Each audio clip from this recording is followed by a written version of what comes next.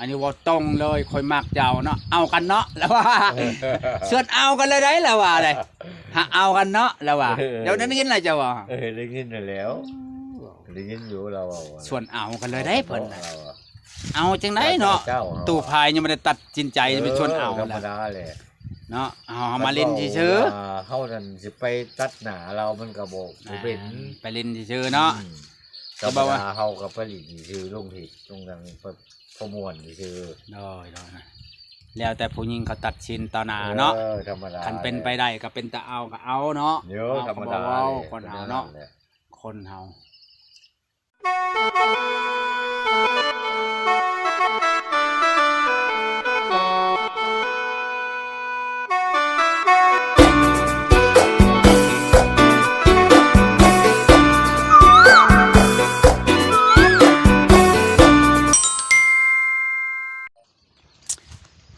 พังแล้วว่าแล้วไปตำวันไม่ใหญ่เหี่ยวคนซื่อว่ายังก็ว่าคักจะว่าจังใดแล้วว่าฮะคักจังว่าเราว่าคักแล้วว่าเนาะฉันคนก็บ่ฮู้เป็นเจ้าฮู้เราว่าไม่ใหญ่เหี่ยวเนาะจะว่าจังใดวะเขาฮู้ว่าเราเกิดจนเฮาตบมือเลยตบบนมือจะตบมือเราว่าเนาะเราคักเอาอยู่ฮู้ว่าก็เราว่าพื้นผู้บ่าวลายอ่ะเนาะเป็นตำมวนว่าแบบถึงใจเขาเสียเงินเขาก็บ่ได้สิได้แล้วว่าผู้บ่าวค่อยมีมัดว่าวัยรุ่นก็มีรุ่นใดก็มีมัดแล้วว่าคักนี่ล่ะว่าเนาะรุ่นน้อยรุ่นใหญ่รุ่นน้อยรุ่นใหญ่รุ่นมัดแต่ค่อยบ่ตกลงเพิ่นว่าแต่ว่าค่อยบ่ได้ทาขะแป้งบ่ได้ทาตะเกียงคันค่อยทากะแป้งในคนนึงเอาโกยพุ่มมาใส่ว่าไปเต้าว่าคักอันนี้ให้เอาว่าเฮ็ดแต่ไปพอคนมาคุยกันเห็นแต่ลาวนี่วอกคักนั่นจังว่าแต่เขาไปลงทิพย์มานี่ไปหาผู้ชายลายบอลก็บ่คือลาวเว้าเนาะแต่เช้าสันเราก็ยังบ่ได้เว้าคักปานนี้เฮาว่ายังบ่อ้อมค้อมเนาะอันนี้ว่าตรงเลยคอยมักเจ้าเนาะเอากันเนาะแล้วว่าส่วนเอากันเลยได้แล้วว่าเลยหาเอากันเนาะแล้วว่าเดี๋ยวนั้นยินอะไรเจ้าว่าได้ยินแล้วได้ยินอยู่เราส่วนเอากันเลยได้เพิ่นเอาจังไดเนาะตู่พายยังไม่ได้ตัดสินใจจะไปชวนเอาธรรมดาแหละเนาะเอามาเล่นซื่อเฮานั่นสิไปตัดหน้าเรามันก็บ่เป็นไปเล่นซื่อเนาะธรรมดาเฮาก็ไปเล่นซื่อลงที่ตรงนั้นพม่วนซื่อได้แล้วแต่ผู้หญิงเขาตัดสินต่อหน้าเนาะธรรมดาคันเป็นไปได้ก็เป็นตาเอาก็เอาเนาะธรรมดาคนเฮาเนาะคนเฮามาว่าบางคนว่าโอ้ซ้ำนี้ยังอยากมีลูกมีเมียโยคนเฮาเนาะเจ้าหลายคนนะ FC ก็มีอยู่ได้โอ้ยว่าซ้ำนี้ยังอยากได้เมียบ่เพิ่นว่าอ้าวเจ้าว่าจังได๋บ่จะ FC อยู่ก็อยากได้แล้วพอมีหมู่มีคู่เลยว่านี่เฮ็ดอยู่เฮ็ดกินเฮ็ดแลงเฮ็ดง่ายโดยอาหารมาพี่แน่เว้าก็ใครแหน่พอได้มีหมู่ผู้ปากหมู่เว้านำมีผู้ปากผู้เว้านำก็ใครแหน่อันนี้อยู่ผู้เดียวมันก็ลงบ่คักเท่าก็เอาซ้ำเท่ามันสิเอาวัยรุ่นเนาะมันสิเอาเด็กน้อยเขาก็บ่อยู่นำเฮาเนาะสะพานปานเดียวกันได้แล้วอายุไล่เลี่ยเนาะจะได้ผู้เล็กเด็กน้อยโดยก็บ่เอาแล้วแบบน่ะคันว่าผู้เฒ่าซ้ำว่าไล่เลี่ยเนาะลดน้อยในจังน้อยก็สิเอาซ้ำไข่เป็ดไข่ไก่ก็ยังไข่อยู่ได้แม่นเว้นเอาว่าอยากได้อาชีพ15ปีเนี่ยบ่ว่าบ่เอาอ่ะ20ปีนี่เอาบ่20ปี20ปีนี่เอาได้บ่เจ้าก็ปานนั้นก็ยังยังจะอายคนอยู่เนาะ30ขึ้นไปเนาะ30-40เนาะ30-40ก็ยังไข่อยู่แม่นจำนั่นก็ว่าเอาได้อยู่ซำน่ะซำลาวสมควรอยู่เราก็ธรรมดายังหันแฮงยังแข็งแฮงอยู่เพราะว่าบ่แม่นว่าดอกสิเอาเลยสิคิดแต่อย่างเดียวคิดบ่ว่าดอกอันสิไปคิดแต่แนวนั้นคิดว่ามีหมู่เว้ามีหมู่เว้าให้กินข้าวกินน้ำเนาะก็แซ่บเฮามีหมู่กินนั่นแหละแม่นว่ากินข้าวกินน้ำก็มีหมู่มีคู่กินน้ำก็แค่นี้มันแซ่บจำมักพริกก็เจ้าจำค่อยจำมันก็แซ่บแม่นเนาะปลาตัวเดียวก็เจ้าบิค่อยบิมันก็แซ่บแม่นว่าเจ้าว่าบางคนว่าอู้ว่าตู้พายเท่าปานนี้ยังอยากหาลูกหาเมียได้บางคนเป็นบางคนได้ว่าแม่นคู่คนได้แม่นเฮาว่ามันบ่เกี่ยวเท่าก็เอาซ้ำเท่าแม่นสิเอาวัยรุ่นเนาะเฮาก็ยังอยากได้อยู่เฮาคันมีผู้เอาเฮาก็เอาเฮา จ้าแม่นที่เฮาบ่อยากได้การอยู่ผู้เดียวเนี่ยบ่ได้ง่ายได้คนใด โอ้ยธรรมดาแหละ ตื่นเช้าเนี่ยคันเฮาบ่เฮ็ดก็บ่ได้กิน บ่ได้กินแล้ว คันเฮามีครอบครัวปัดเฮาเฮ็ดเวียกปัดเขานึ่งเขาอันนี้โอ้โหอันนี้ น้ำพื้นไผอยู่นำเจ้าเองเจ้าโดยทุกอย่างรับผิดชอบเฮาอยู่ผู้เดียวแม่นว่าคันเฮามีครอบครัวปัดยังมีผู้แย่งไม้แย่งมือเฮ็ดเทื่อเฮาเฮ็ดเวียกเพิ่นหาตัวหากันยังใครที่เพิ่นว่าเฮาอยู่เฮือนกับเพิ่นหาเพิ่นเลี้ยงงัวเฮาหากินเพิ่นหากินเฮาก็เลี้ยงงัวแบบนั้นในการสร้างครอบครัวเนาะบ่แม่นว่าสิสร้างครอบครัวไปสินอนอย่างเดียวว่าเฒ่าล่ะมันเป็นไปบ่ได้แม่นว่าโตเป็นไปบ่ได้เลยแม่นความแม่นคิดว่าแต่นกแต่หนูไว้จ้ะก็ยังมีคู่เนาะนี่นั่นแหละประชายังคนแม่นว่าเจ้าคิดบ่คือข่อยว่าจำข่อยคิดนะข่อยคิดว่า FC ว่าเฮาเว้าแบบนี้มันถูกหรือผิดตามเฮาคิดเฮาว่านะเฮาเฒ่าก็เอาซ้ำเฒ่าบ่แม่นว่าผู้บางคนเฒ่าแล้วอยากได้เล็กน้อยเด็กน้อยมันบ่เอาเฮาดอกเขาแค่อยากได้เงินเนาะเจ้าเขาแค่อยากยั่วเอาเงินเจ้าสำนั้นเด็กน้อยเฮาก็เอาคือเพิ่นว่าเปรียบแม่นว่าน้ำเพียงใดดอกบัวเพียงนั้นแม่นว่าดอกบัวได้มันสิขึ้นลื่นน้ำได้อย่างเก่งกับพ่นแป๊บเดียวมันก็ขึ้นบ่ได้แล้วเจ้ามันก็ขึ้นตามน้ำคือกันอันนั้นอยากจะโบราณเพิ่นยังบ่เปรียบเทียบเนาะเพิ่นเปรียบเฮาอายุหลายไปจะเอาเด็กน้อยแห้งเฮาก็บ่พอบ่ฮอดเพิ่นธรรมดาเลยบ่แม่นยังเนาะ FC หลายคนว่าเฮาอยากได้ก็อยากได้ทำบ่ว่าเจ้าคอยเขาสิหาแต่แก่นี่เดียวนะบ่แม่นดอกแม่หาแต่แก่นี่เดียวนั่น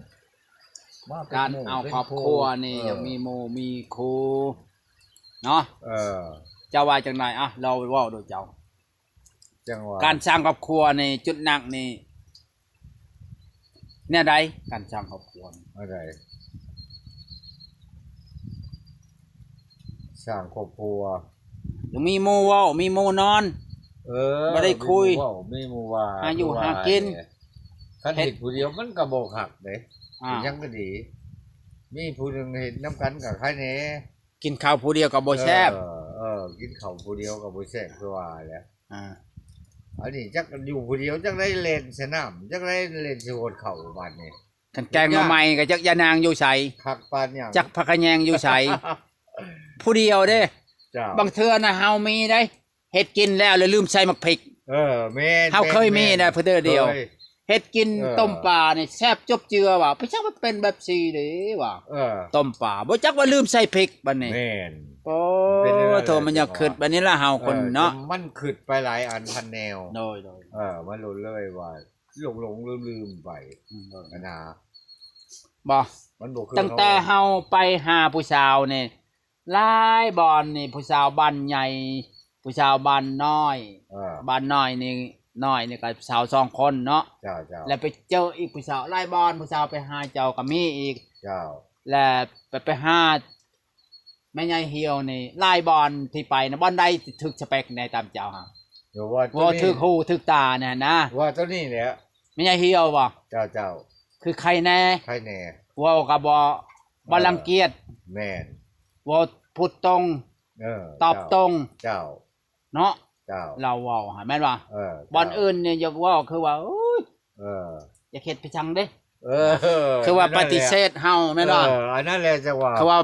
ปฏิเสธกับเขาตัดวิเศษกับเฮาเลยเฮาก็รักอายได้แต่นี่เขาบ่ได้ปฏิเสธเขามาปบป๊ดบ่าวนี่หล่อแล้วนะว่าแบบจะอุ่นใจนะว่าชมตาหน้าโลดแบบย่องๆโลดย่องๆโลดเฮาก็บ่อายปานใดแม่นมันเป็นนั่นดอกว่าโอ้ยว่าซำนี้ก็เอาได้แล้วว่ะเพิ่นเว้าเนาะเจ้าหล่อถึกตาถึกสเปคเพิ่นว่าเพิ่นเว้าฮะเจ้าแม่ใหญ่เหี่ยวเว้าคักเฮามักแล้วเว้าคักอันนั้นแหละเจ้าว่าเจ้าก็ว่าจังได๋เจ้าว่าคักแล้วเว้าแล้วมันแจ้งโลดหาแจ้งโลดมักบ่มักก็เว้าเลยเว้าเลยเฮามักเจ้าก็มักเจ้าแม่นแหละเฮามักเฮาเอากันเนาะแล้วว่าเจ้าเว้าแล้วจะเป็นตาหัวนะเป็นตาหัวแล้วเว้าคักแล้วเว้าแจ้งว่าบ่เอากันเนาะเฮ้ยล่ะแต่ละว่าก็บ่ได้พาวบ่ได้ฮีดเนาะ แล้วว่าเฮาคบไปก่อน ก็จะ คบไปเรื่อยๆแล้วว่าคนเฮาแบบว่ามักอุบปับแล้วก็เป็นไปบ่ได้แม่นของลาวเนาะ เจ้าหากว่ามักก็มักว่ามักไว้ก่อน ว่าเนี่ยแม่นข่อยก็ยอมรับ แม่นหักไว้ก่อนหักกันดีกว่าสั่งกันเพิ่นว่าเนาะหักกันไว้ดีกว่าสั่งกัน เจ้า อันนี้เราว่าโอ้ว่าไม่ใหญ่เหี่ยวนี่คักว่าหมอไปมากันลักเลี้ยวเบิ่งเจ้าและเจ้าเลี้ยวไปเบิ่งอื่นกันเลี้ยวไปเบิ่งเจ้าแล้วก็ลบหนีหลบหน้าคนมักคนเป็นแบบนี้อยากอายละอายได้ทำบิดแต่มาจะบิดแห่งแล้วอายได้มาชุดที่ช่องนี่จะได้ชุนในจักหน่อยจักน้อยให้ได้มีเฮงหน่อยกันไปกูที่ชามมันจึงสิเป็นจังได๋รอรุ่นอีกต่อไปเนาะ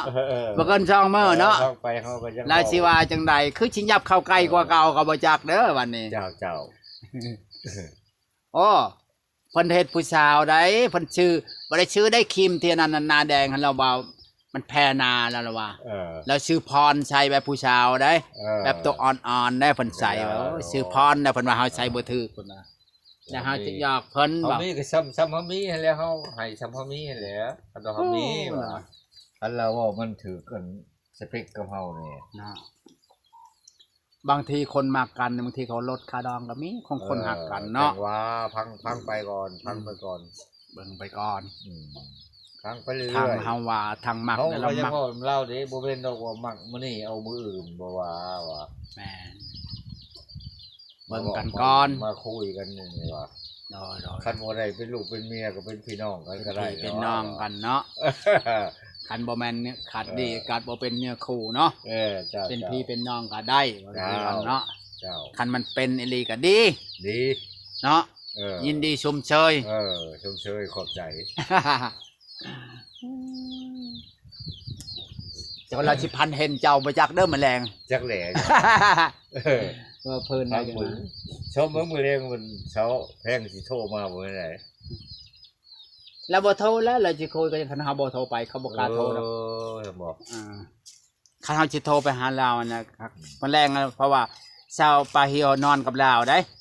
ชาวแพงนอนผู้เดียวก็เลยเอาปาเฮียวมานอนเป็นหมู่คันเจ้านอนเนี่ยจะโทรไปหาลาวจะได้คุยอยู่หากเจ้าปัดจากเมื่อมันเขาก็อยากเมื่อแล้วอยากงัวควายเข้าสวนเขาบ่แม่นหยังมันเข้าคืนนึงก็เฮาไล่เขาก็จะเอาไผมาฉากคุณเจ้าบ่ใช่บ่จังซั่นแหละเฮามื้อนี้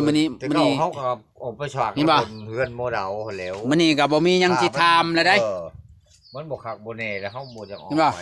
มื้อนี้ก็จะได้จบคลิปซำนี้และถามกันหลายแนวล่ะเจ้าอีกบ่เกินมื้อนึง2มื้อก็สิเห็นหน้ากันอีกเนาะเจ้ามื้อนี้ก็จะได้จบคลิปซำนี้บ่มีหยังสิเว้าแล้วตูมีก็ฮักชาวปลาเหี่ยวคือกันปลาเหี่ยวว่าฮักแล้วก็ว่าฮักเนาะเจ้าอีกบ่นานก็จะได้เจอกันอีกเด้อ FC เด้อเจ้าบอกว่ามักบ่ FC แม่มักอยู่บ่แล้วแต่ผู้หญิงเขาตกลงเนาะเจ้ามื้อนี้ก็บ่มีหยังถามเราหลายๆอย่างแล้วเราว่ามักเราว่าผู้ชาวมักก็สิมักนำเจ้าจบคลิปซำนี้สบายดี